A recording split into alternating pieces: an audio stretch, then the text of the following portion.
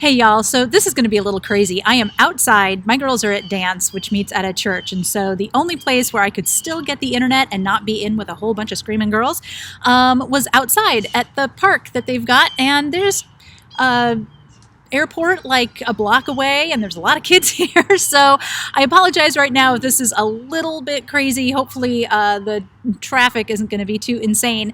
But I did not want to miss doing this live stream tonight because one of the things we talked about yesterday triggered another idea that I think a lot of you are really going to resonate with. And what we've been talking about in this whole series of videos that I've been doing this month is about all of these things that parents start to worry about at the end of the year.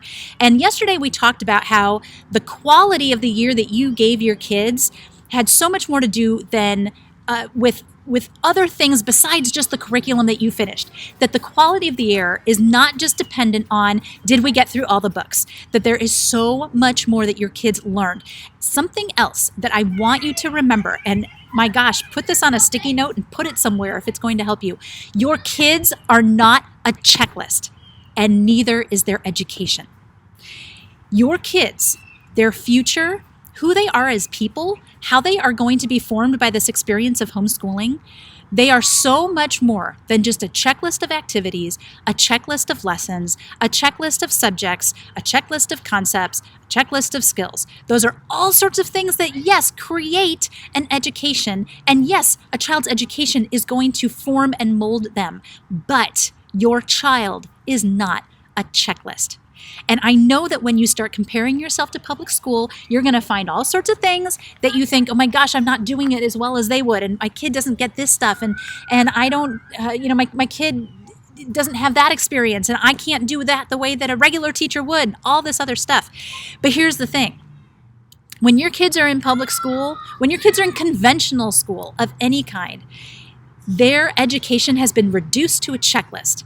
The teacher comes in on Monday morning and she's got a list of stuff that she's got to get through. And it's a checklist that's been given to her by the principal who got it from the superintendent, who got it from the State Teachers Association or whatever. Your child's education very rarely is dependent on them.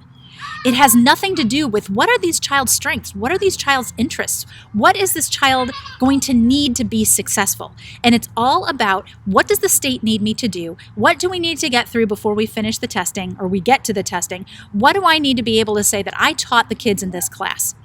And it has nothing to do with your child as an individual.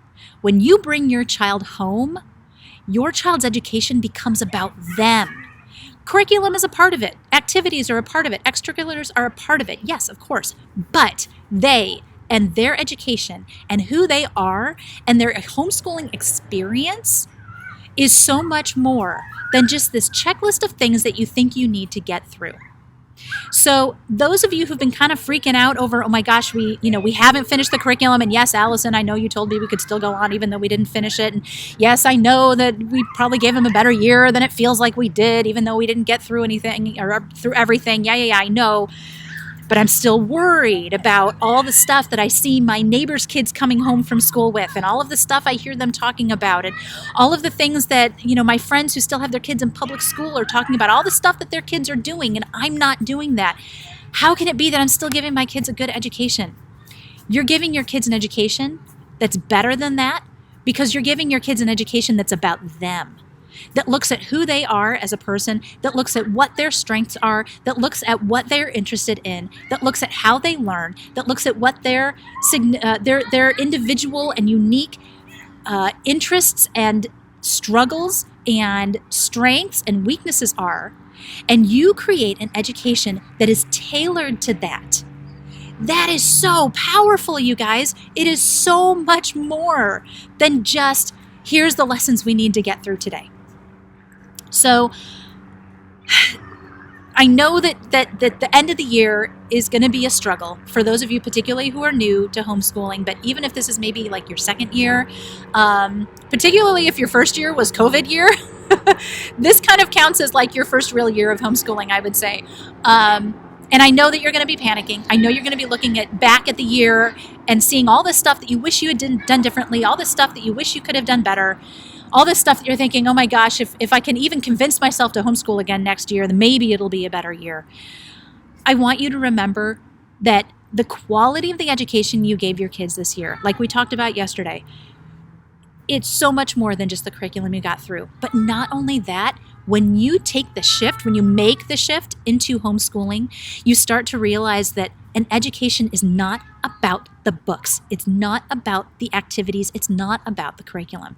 It is about looking at your child as an individual and saying, what can I do that is going to give you an experience, that is going to capitalize on your strengths, that is going to help you shore up your weaknesses, and is going to help you become the person that you were meant to be.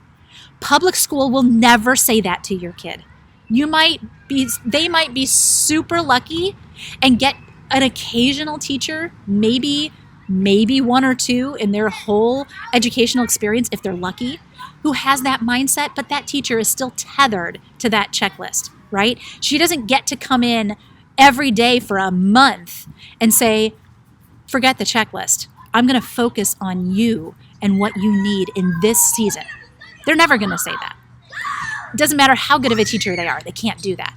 You can do that at home, and you can give your kids an education that will be unparalleled by anything else they could get anywhere else, because you won't be viewing your child and their education as a checklist. You'll be viewing them as an individual, and you'll be asking yourself, what can I do to make this year, this moment, this child's experience the best thing it can be?